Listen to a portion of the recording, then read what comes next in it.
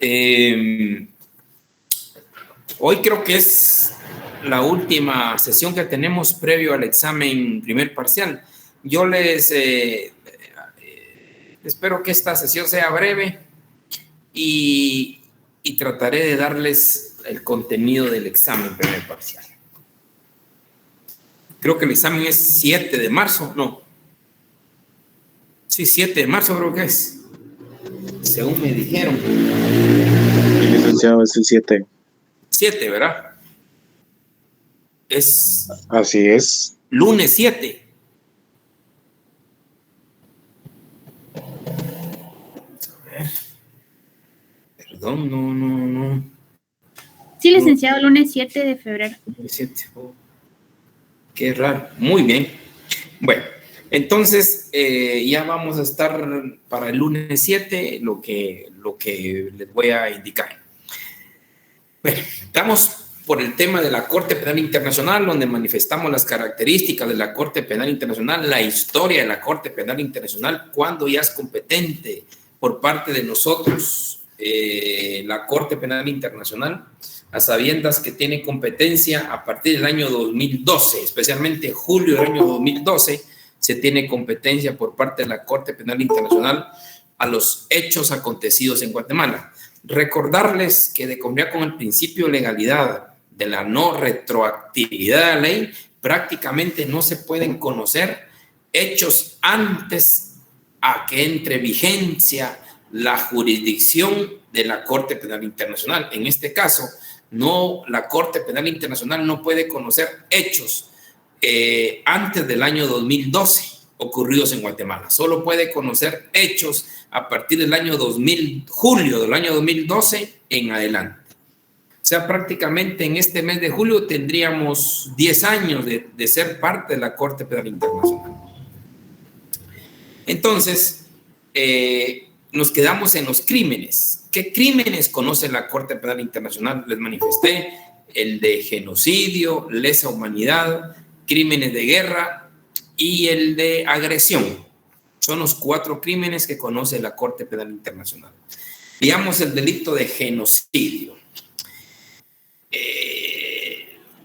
Yo entiendo que algunos de ustedes, pues de una u otra manera, ya comprenden qué es el genocidio, o al menos han escuchado lo que es el genocidio. Y hay quienes, pues,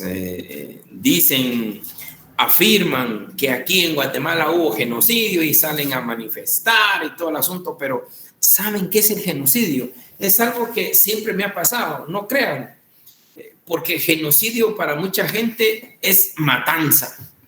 Eso es genocidio. O sea, porque se oye más bonito, porque la palabra es más majestuosa para desacreditar una conducta delictiva de una inmensa cantidad de acciones desgarradoras. Pero genocidio no es eso. O sea, queremos hacer valer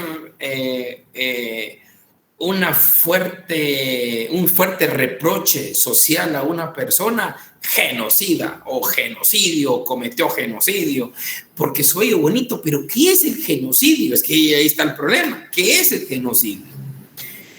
Seguro que su cabecita solo está lo relativo a la matanza de un montón de gente. Esa es su cabecita. Pero en el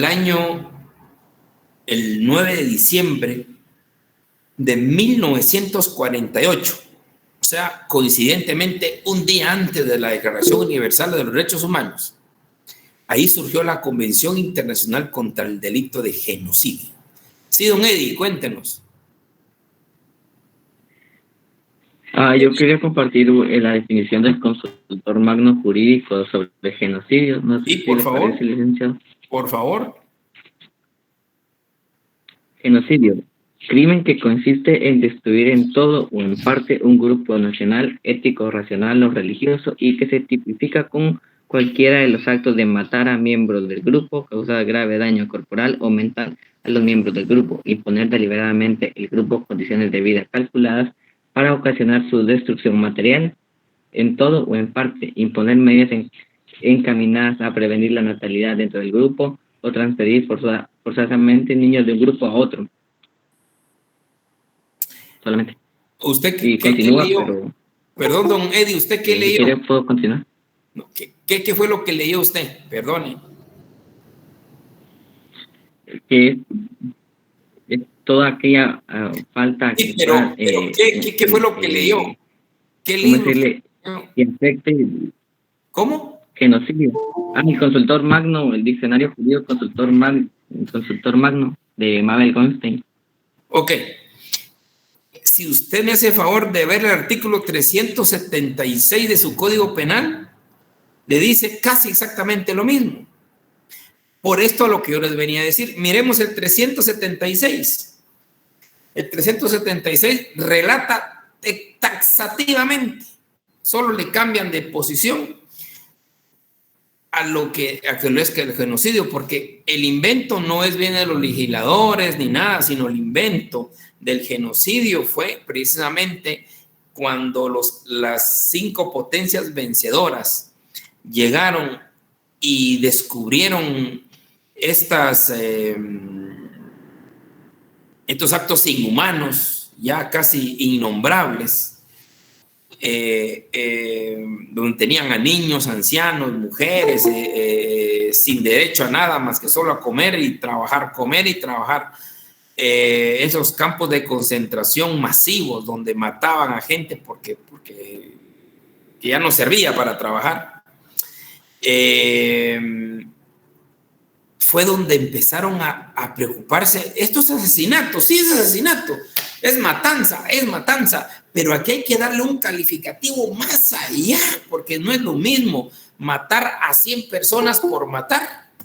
Ojo, que lo que dice su artículo 376, ¿qué es lo que nos dijo don Eddie? No sé si ya leyó el artículo 376, don Eddie. Aquí dice, comete delito de genocidio ¿quién?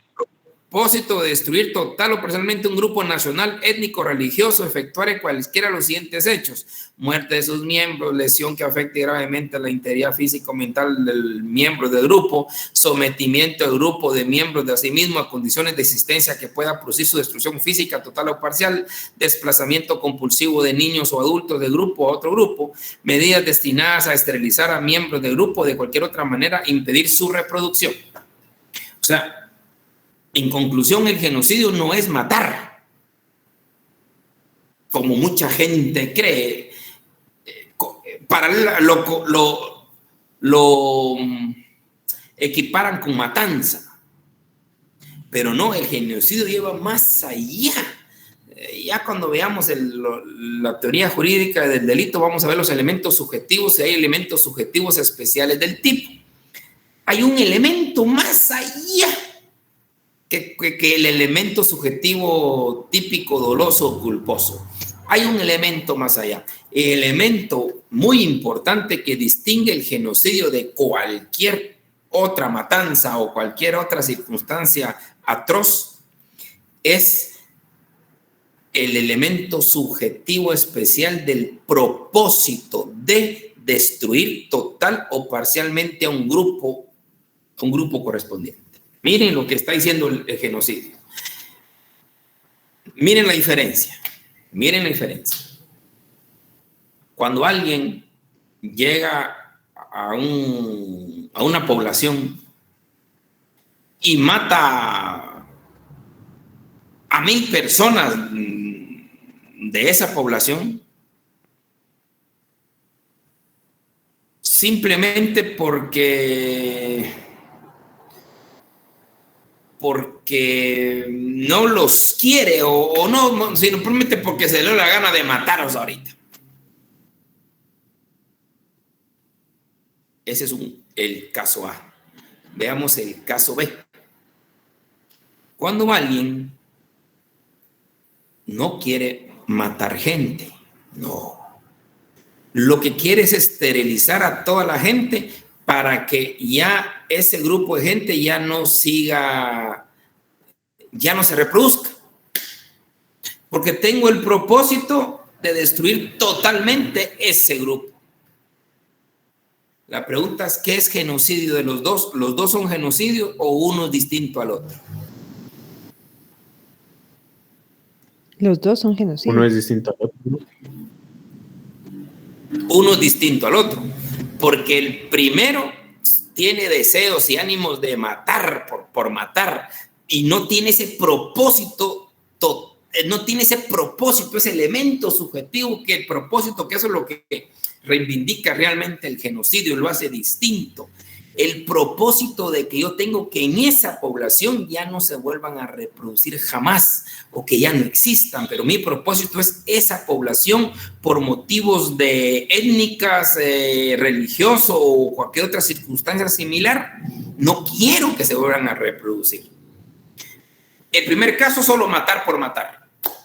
Tengo ganas de matar a gente independientemente del grupo que sea, no me importa, solo los quiero matar. Ahora, el siguiente es distinto, lleva un propósito, como lo dice el mismo tipo penal, 376, debe ese propósito de destruir total o parcialmente ese grupo. Eso es lo que dista del exacto, como dice aquí don Manuel, como lo hicieron con los judíos. El propósito era que ese grupo no existiera más. Y por eso genocidio no solo es matanza. Miremos el numeral 5, efectivamente, del 376, dice, medidas destinadas a esterilizar a miembros del grupo. ¿Con qué finalidad? No está matando a nadie. ¿Cuál es la finalidad? ¿Cuál es el propósito? Destruir total o parcialmente ese grupo, y la forma de destruir es que ya no se reproduzcan. Caso Fujimori, recuerdo yo en Perú, eso esterilizó más de 5,000 personas en un determinado grupos. Ahí ya se habla de genocidio, porque su propósito es que esos grupos no vuelvan a surgir.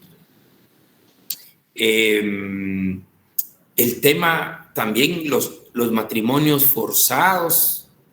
¿Se puede cometer genocidio por matrimonios? Claro que se puede cometer genocidio cuando se obligan a casarse a parejas para que se entremezclen parejas o razas o etnias, y así se va desapareciendo un determinado grupo de personas. Esto es genocidio. O como bien dicen, la separación. Cuando hay distintos grupos, hay un grupo ahí que está bien unido y que es el único grupo que que quiere continuar porque es su especie, su cultura, su raza, su etnia, son ellos solos, y obligamos a mezclarse con otras, con la idea, porque viene el propósito.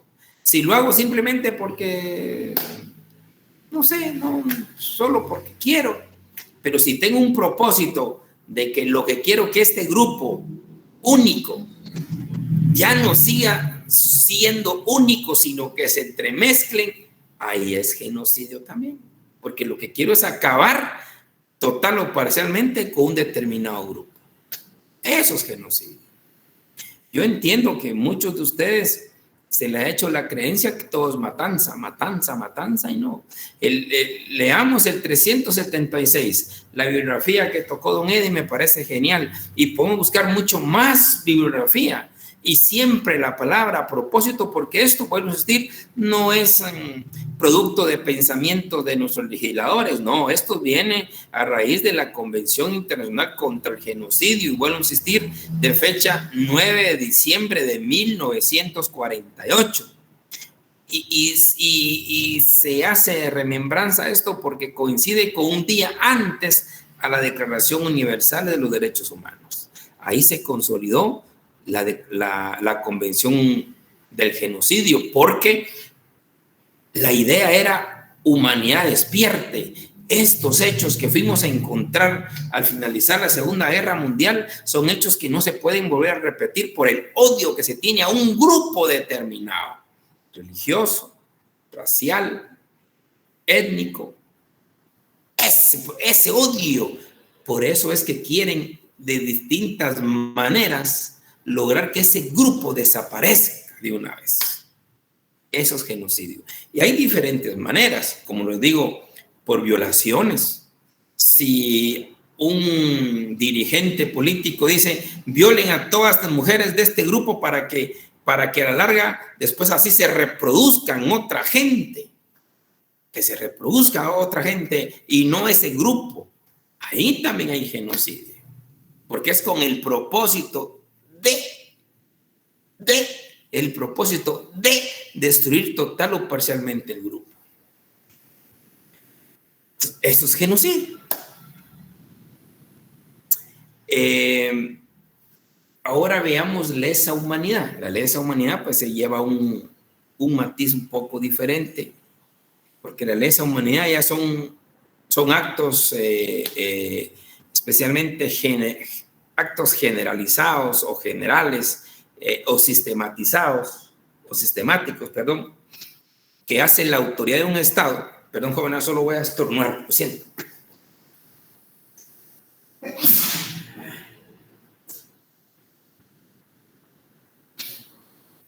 Perdón, compañeros, perdón, pero por eso es la importancia de la distancia. No tengo COVID, aclaro. Entonces,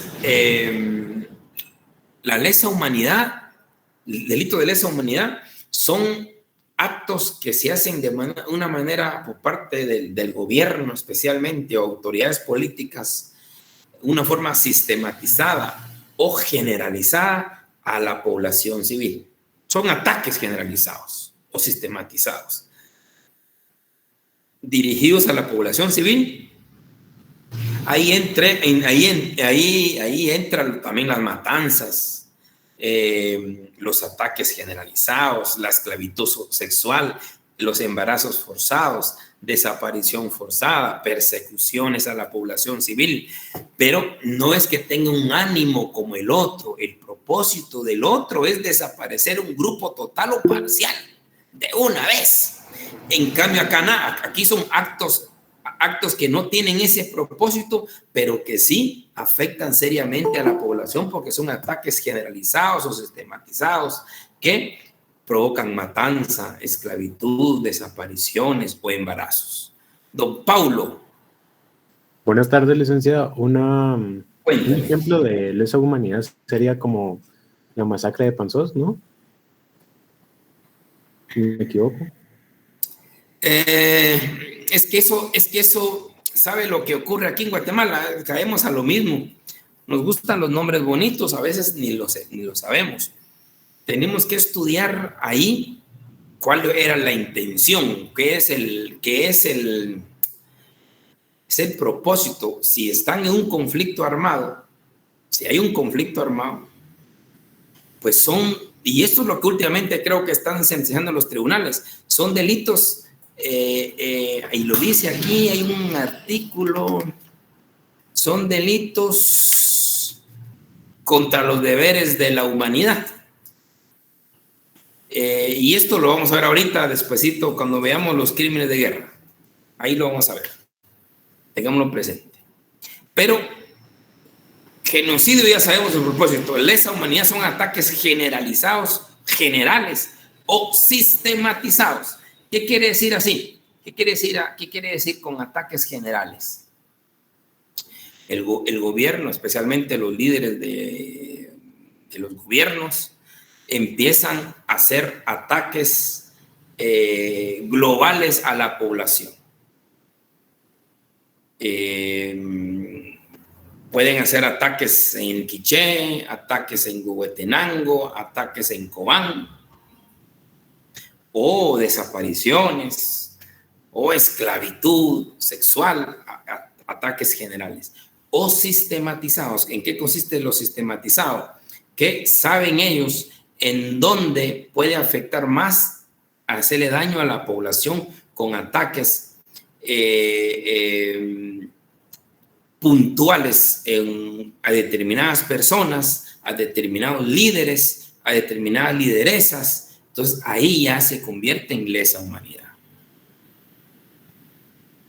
Pero entra dentro de lesa humanidad las matanzas. Pueden ser matanzas. ¿Cómo se puede diferenciar una matanza o un genocidio con una lesa humanidad cuando ambos actos sean matanzas? ¿Cuándo es lesa humanidad y cuándo es genocidio? La diferencia es que la matanza en el genocidio es cuando se tenga ese propósito, que ese grupito desaparezca.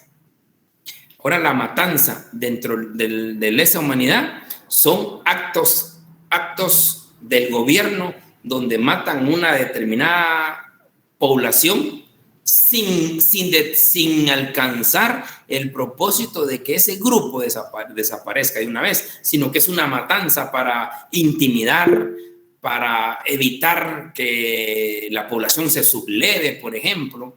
Eso ya es lesa humanidad. Doña Melanie. Licenciado, buenas tardes. Un ejemplo de eso podrían ser las bombas de Hiroshima y Nagasaki. ¿O tampoco entraría en ese contexto? Es que ahí, ahorita lo vamos a ver. Lo vamos a ver en los crímenes de guerra. Yo creo que cuando veamos los crímenes de guerra vamos a aclarar estas cositas.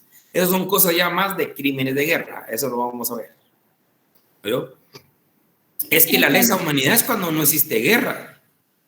Es un gobierno, puede ser electo democráticamente o no electo democráticamente, que ataca a la población civil. Un ataque general. Vamos a atacar Petén. El gobernante dice, maten a la gente de Petén para ver si hacen caso el resto. Eso es lesa humanidad. O sistemático, matemos algunos grupitos de Poptún, otros grupitos de La Libertad, otros grupitos de Melchor. Ahí puede ser ejecución extrajudicial. Es ejecución extrajudicial, pero más sin embargo ya es un tema de lesa humanidad. Y si es lesa humanidad es porque el gobierno está actuando de una forma generalizada o sistematizada. ¿Estamos? Esto de lesa humanidad, el problema de la lesa humanidad es que sí hay que probar que efectivamente son ataques generalizados o sistematizados. Y el genocidio también hay que probar qué propósito real tenían con esas acciones. Doña Sofía. Disculpe, en el caso de lesa humanidad, podría ser cuando se ataca a los periodistas porque están en contra de un gobierno. No precisamente, doña Sofía, no. No, salvo si se logra determinar que es sistemático. Si es sistemático, si el gobierno en sí o un grupo político poderoso de un estado empieza de una manera a matar sistemáticamente un periodista, otro periodista, otro periodista, otro periodista, ahí ya se puede tirar en un momento dado la lesa humanidad. Don Derek. Muchas gracias. Bueno, doña Sofía. Buenas tardes, licenciado. Una consulta. Aquí en lesa humanidad podría entrar el caso de Río Negro. Es que el Río Negro me suena a mí que también fue en el conflicto armado. Sí, pero fueron un suceso de asesinatos entre el 80 y el 82. Por eso, vamos a ver el conflicto armado. Yo creo que el tema aquí es la confusión con el crimen de guerra. Ahorita vamos al crimen de guerra. Si quieren, entremos al crimen de guerra para entenderlo mejor. Ya entendimos, ya comprendimos más o menos lo que es genocidio. Necesita ese propósito de destruir totalmente, parcialmente una población, independientemente del método. No importa el método. Lesa humanidad, hay varios tipos penales, pero la naturaleza de lesa humanidad es que el gobierno o grupos políticos fuertes de un estado, de una forma generalizada, están haciendo esos actos o en una forma sistematizada lo están haciendo. Ahora, los crímenes de guerra, yo creo que ese es su gran el gran tema acá, los crímenes de guerra. En primer lugar, ¿qué son los crímenes de guerra? Y siempre resalto con lo siguiente. Me parece chiste, pero es la verdad. Todos ustedes, todos nosotros, porque ahí me incluyo en su momento, decíamos una frase muy famosa que la acuñamos muy bien y decíamos: en el amor y en la guerra todo se vale. Lo han dicho, ¿verdad? Claro que lo han dicho. En el amor posiblemente, tal vez sí. En la guerra no. La guerra tiene normas, tiene leyes de 1870, 1877, 1892, 1900, 1901. La guerra, toda guerra tiene normas. Toda guerra tiene normas. No hay una guerra que no tenga normas. Prohibición de utilizar determinadas armas. Ha habido armas muy mortíferas, pero demasiado. Los famosos gases que hay unos gases que son de color y en el momento en que usted los inhala, se consume su cuerpo. Los que están de a colores está bien, pero hay unos que son incoloros. Usted cuando va caminando y después cuando la gente ya no tiene ni corazón, ni hígado, ni nada, muertes duras, tremendas. Esas armas están prohibidas. Hay una cantidad de armas prohibidas.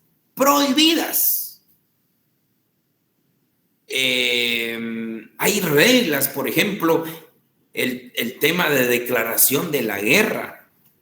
La declaración de guerra es una norma que hay que hacer. Hay que declarar la guerra antes de actuar. El evitar bombardear hospitales, por ejemplo, es prohibido. El de bombardear iglesias, escuelas, monumentos históricos está prohibido. El ataque a sociedad civil, que por ahí van los temas, está prohibido.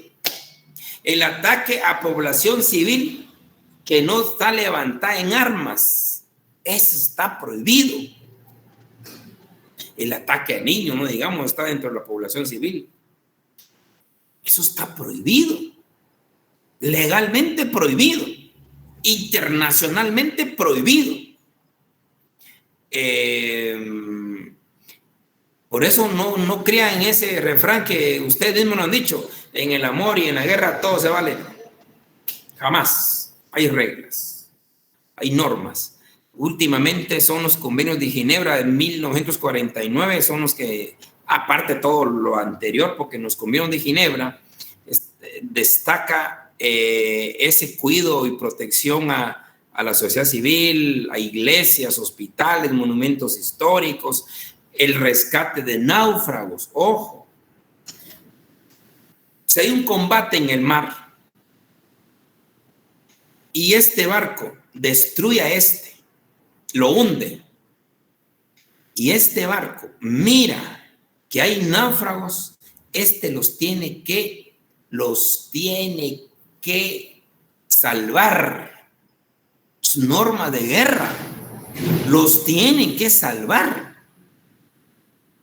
Aquí no existe aquella frase que también ustedes lo han escuchado de una manera cuando dicen: vamos a hacer una guerra sin cuartel. Eso no se puede.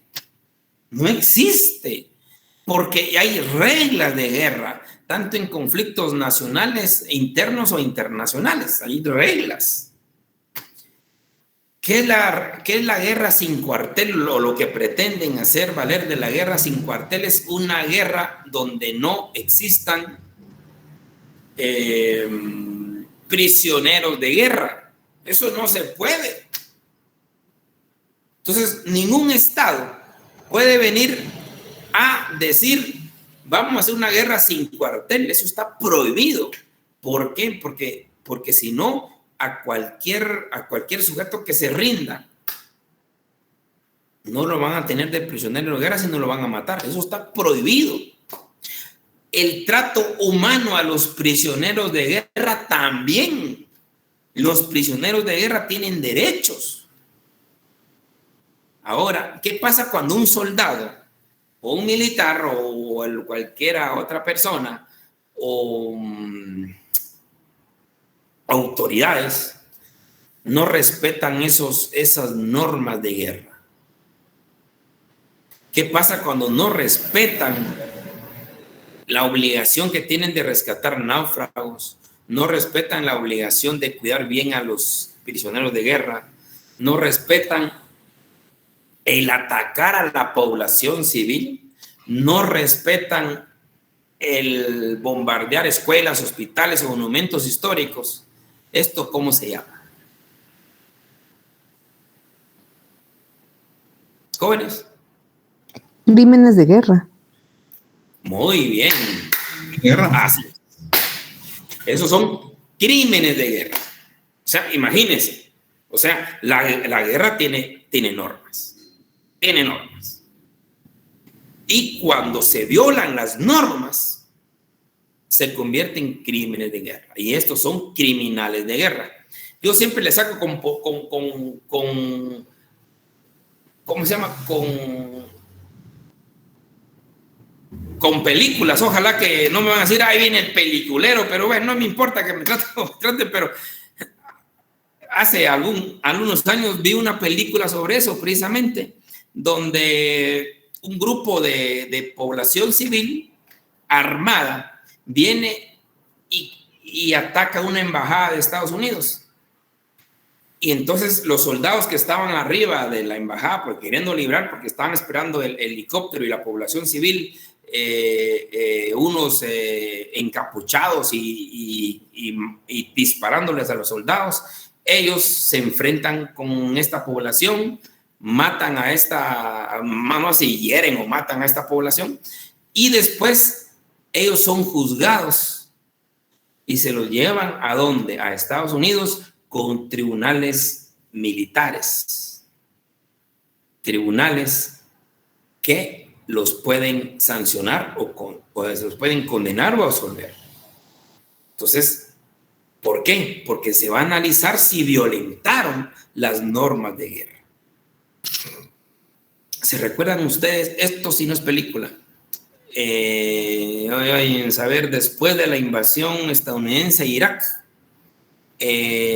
hubo muchos, todavía están aquí en Guantánamo, hubo muchos se llaman estos prisioneros de guerra, y ahí están todavía en Guantánamo, pero yo creo que hace unos 10 años ya, porque el tiempo pasa tan rápido, ¿verdad? Unos 10 años posiblemente, salió unas noticias muy, muy difíciles de que habían 2 soldados estadounidenses, una pareja, un hombre y una mujer, que las cámaras lograron detectar que humillaban a los iraquíes en Guantánamo, los obligaban a arrastrarse, los obligaban a tener relaciones sexuales entre ellos. O sea, fue una cosa grotesca. ¿Y qué hicieron? Estados Unidos se los llevó, los procesó por crímenes de guerra, porque violentan las normas de la guerra. Entonces, esos son los crímenes de guerra.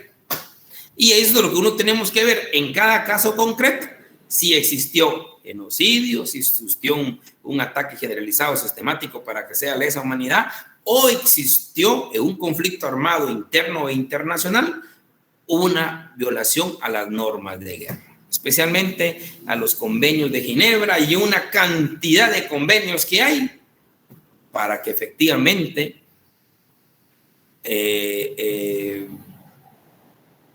da tristeza decirlo, pero en algo ayuda, ¿verdad?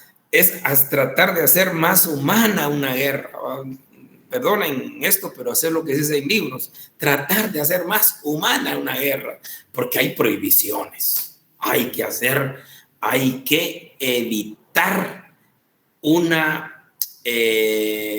daño más que la propia guerra.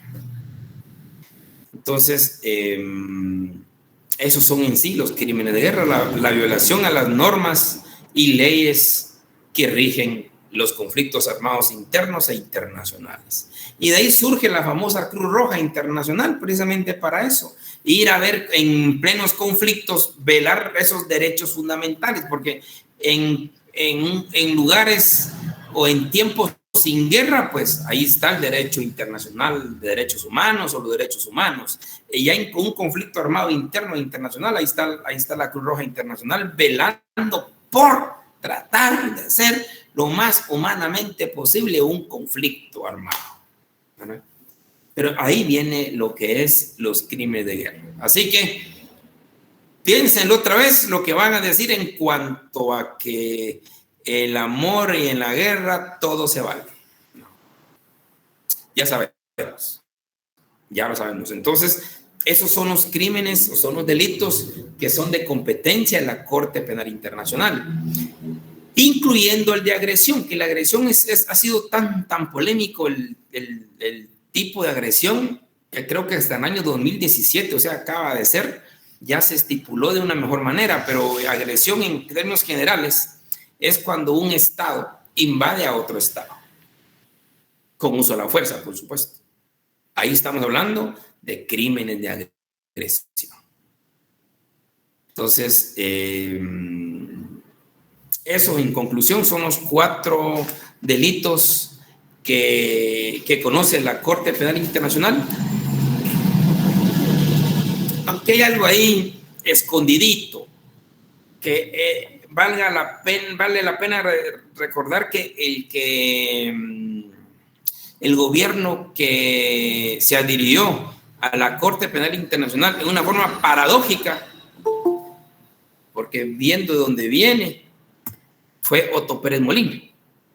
Yo recuerdo que cuando nomás tomó posesión, cuando estaba en la toma de posesión, eso fue lo que se comprometió a ratificar el Estatuto de Roma, como dice la Corte Penal Internacional. Porque a él le dijeron que los delitos solo eran del año 2000, desde cuando tomara vigencia con nosotros en adelante. Los hechos del pasado no. Pero hay un matiz ahí, y de plano lo vamos a ver algún día, no lo sé, que cuando se habla de lesa humanidad, recordemos que ahí entra lo que son las desapariciones forzadas. Desapariciones forzadas significa cuando miembros del Estado, del Ejército, de la policía, secuestran y desaparecen a personas. Eso es desaparición forzada. Y no se sabe de su paradero. Eso es desaparición forzada. Pero si se logra comprobar que hubo una forma sistematizada de parte del Estado, que en principio al parecer por ahí andaba, pues eran los famosos comisionados militares y todo el asunto, de una forma sistematizada secuestraban a que se termina que viene de un poder político, entonces ahí entra ya la desaparición forzada y se convierte en lesa humanidad por lo sistemático o lo generalizado. Entonces, en delitos como el caso de desaparición forzada, la misma Convención Internacional y el mismo Código Penal nos habla que es un delito permanente. Ojo, guárdenlo para toda su vida.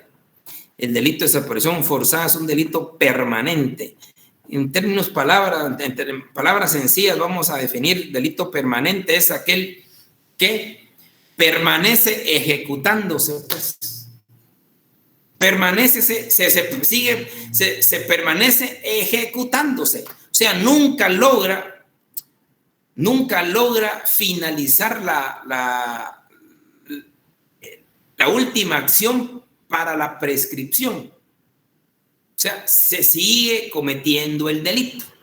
Eso es el permanente. Se sigue cometiendo el delito.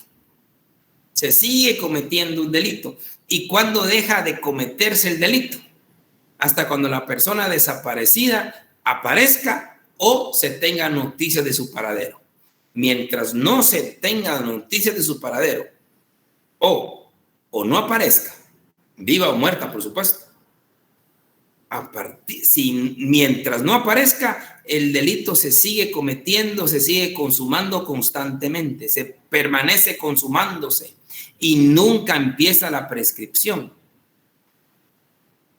Y es ahí donde si hubo una acción de desaparición forzada y que entra dentro de lesa humanidad, porque es en forma sistematizada o generalizada, entra en el año 2000, en el año 1990, por ejemplo, y la persona aparece en el año 2013, sí puede ser competencia de la Corte Penal Internacional, porque el delito se sigue cometiendo y se dejó de cometer hasta cuando apareció en el 2013, y 2013 ya tiene competencia la Corte Penal Internacional.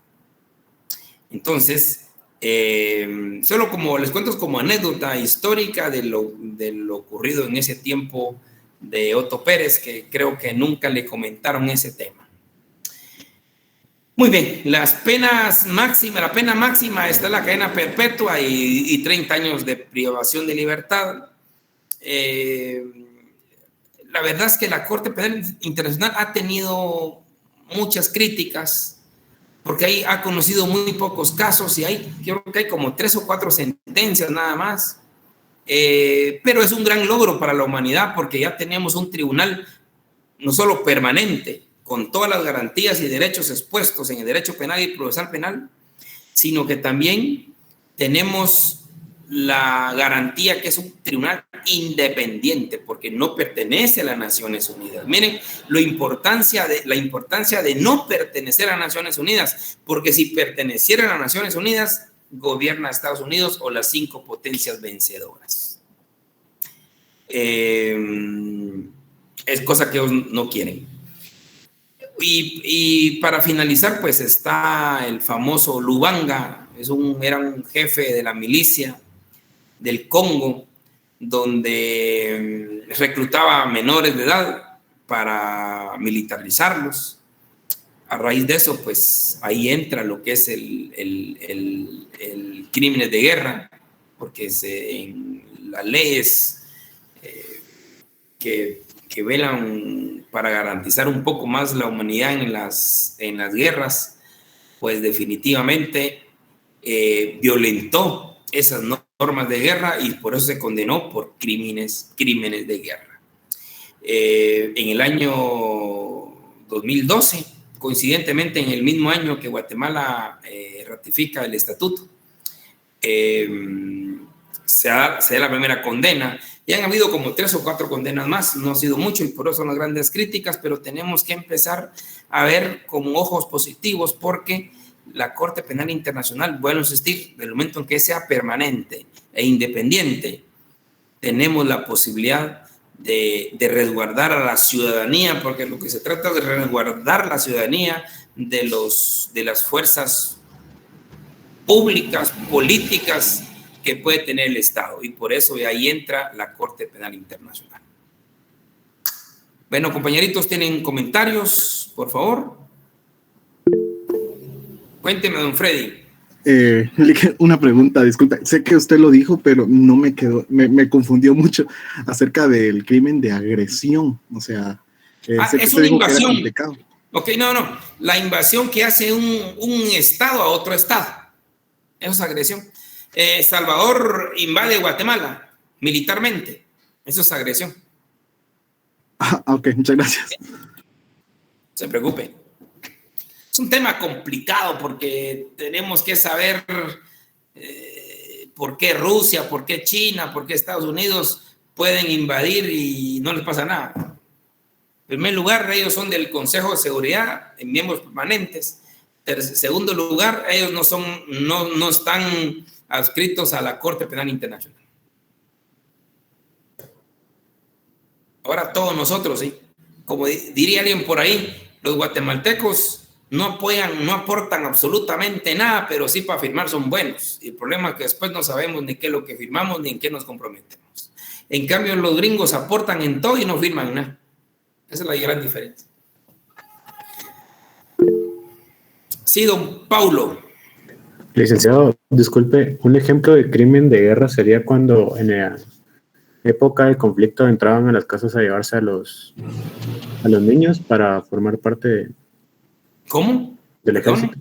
Es que Perdone, ¿cómo? me recuerdo yo en una película que se llama Voces Inocentes, donde entran a las casas a llevarse a los niños, creo, mayores de 14 años. ¿Eso contaría como un crimen de guerra? Crimen de guerra, sí, porque está prohibido reclutar menores de edad para la milicia. Miren, en cuestiones de guerra, no sé si habrán 100 o 150 tratados internacionales, no creo, es una cantidad inmensa. Pero sí está prohibido el reclutamiento de menores, totalmente prohibido. Y es crimen de guerra. Gracias, Lick. Por ahí me hablaron de la prescripción. Efectivamente, en la Corte Penal Internacional, todos estos delitos no prescriben. Y hay convenciones internacionales como la de genocidio, que también dice que este delito de genocidio no prescribe. Y existen tratados como la desaparición forzada en el ámbito internacional, donde señala que efectivamente no prescribe. Son imprescriptibles. Muy bien, jovenazos. Pues como les había prometido, ¿qué es lo que viene en el examen? El examen es el 7 de marzo. Pues definitivamente lo que viene es hasta lo que vimos el día de hoy, o sea, no es gran ciencia. Lo que vimos el día de hoy, sus primeros 30 artículos de su Constitución, por favor, se lo suplico. Primeros 30 artículos de su Constitución. El delito el tratado de los delitos y de las penas, por favor, también se lo suplico. Y nada más. El otro que estaban leyendo o que están leyendo sobre los exploradores de las cavernas, esto va a entrar en el segundo parcial. De hecho, el segundo parcial va a haber otro libro bien bonito que se llama El Ladino me jodió, pero esos dos libros que lo dejamos para el segundo parcial, que es lindísimo. Entonces, retomando el tema, para el lunes 7 de marzo vamos a tener lo que hemos visto hasta el día de hoy, hasta la Corte Penal Internacional, primeros 30 artículos de su Constitución y el libro, el Tratado de los Delitos y las Penas. Nada más. ¿Estamos? Y otra cosita, durante los exámenes no hay clases. Ustedes tienen que estudiar y siguen estudiando. Doña Sara. Buenas tardes, licenciado. Con una duda. Sí. Usted menciona que el 7 vamos a tener examen, pero según un calendario que nos compartieron en el grupo, dice que tenemos examen de Derecho Penal jueves 3. Entonces no sé cuál sería la fecha. No creo que esté correcto. Vamos a ver. Sí, jueves 3, perdonen. Jueves 3, tiene toda la razón, doña Sara. Tiene toda la razón. Es el jueves 3 de marzo. Sí, así es. Gracias, sí. licenciado. Ustedes empiezan el lunes 21, este lunes que viene. Exacto. Sí, y terminan con nosotros el jueves 3 de marzo. Tienen razón. Muy bien, don Paulo. Licenciado, disculpe, ¿en qué plataforma realizará sus exámenes? Esto se hace. Yo creo que a ustedes ya les mandaron las claves, ¿no? Sí, Ali. Sí, creo que es el Classroom. El Classroom. Ya. Sí. Y ahí se conectan con la clave y ahí prácticamente creo que es la hora de clase o 3 de la tarde, creo por ahí les toca a ustedes. ¿Cómo es que viene el parcial? Ustedes ya tienen experiencia, mucha más experiencia que yo en esto, o sea que para asustarse, nada. ¿Estamos? Licenciado. Sí. Entonces el Classroom que vamos a usar es el mismo en donde usted subió el link de la clase y eso, ¿verdad? No va a poner otro. No, como nosotros ya se los mandamos a coordinación nuestra clave. Y ustedes ya prácticamente se conectan en esa clave. Ok, gracias. Sus órdenes, compañeros. Bueno, pues entonces nos tendríamos... Bueno, ya ni nos miramos porque por plataforma ni se mira a la hora del examen, pero les deseo toda la suerte del mundo en este examen y en los otros 4 que van a tener previamente. Don Carlos. Lick, ¿a qué hora van a hacer los exámenes? ¿Usted sabe eso? No sé, pero como eso, yo creo que es a las 3 el de ustedes, creo. A las 3 de la tarde son todos los exámenes. Sí. Exacto. Perfecto. Si ustedes son más pilas que cualquiera de nosotros, son. Cuando ustedes vienen, uno todavía va de ida. Se cuidan, buenazos. Buenas tardes. Buenas tardes, licenciado. Cuidan toda la suerte del mundo, a la orden. Gracias, Lick. Feliz tarde.